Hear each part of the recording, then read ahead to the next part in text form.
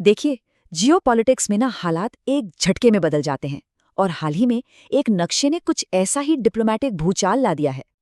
तो सवाल ये है कि एक मामूली सा नक्शा इतना बड़ा अंतर्राष्ट्रीय बवाल कैसे खड़ा कर सकता है। चलिए समझते हैं। लेफ्ट में जो आम नक्शा है उसमें कश्मीर डॉटेड लाइंस से विवादित दिखाया गया है, पर राइट में देखिए, नया अमेरिकी मैप पूरे इलाके को भारत का हिस्सा बता रहा है। अब दिलचस्प बात यह है कि ये नक्शा आया कहाँ से। असल में ये अमेरिका भारत की एक बड़ी ट्रेड डील का हिस्सा था।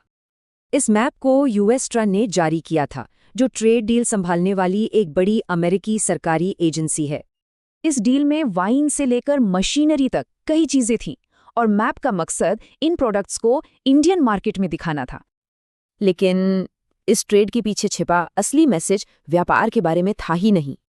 तो फिर इस नक्शे के पीछे का असली डिप्लोमैटिक मतलब आखिर है क्या? और यही सारा खेल है। सरकारी नक्शे सिर्फ तस्वीरें नहीं बल्कि पॉलिसी का बयान होते हैं। ये भारत के दावे को एक तरह से मान्यता देने जैसा है।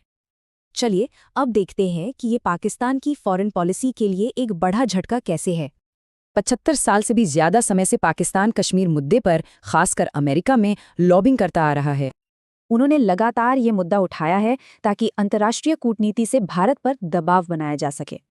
और नतीजा, इतनी कोशिशों के बाद अमेरिका ने इस एक नक्शे से पाकिस्तान के पूरे नैरेटिव को ही खारिज कर दिया। इससे पाकिस्तान में जाहिर तौर पर निराशा है और सोशल मीडिया पर लोग ऐसी बातें शेयर कर रहे हैं।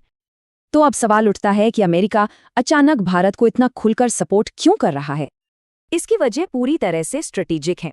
अमेरिका को चीन को बैलेंस करने के लिए इंडो पैसिफिक में भारत जैसा एक मजबूत पार्टनर चाहिए।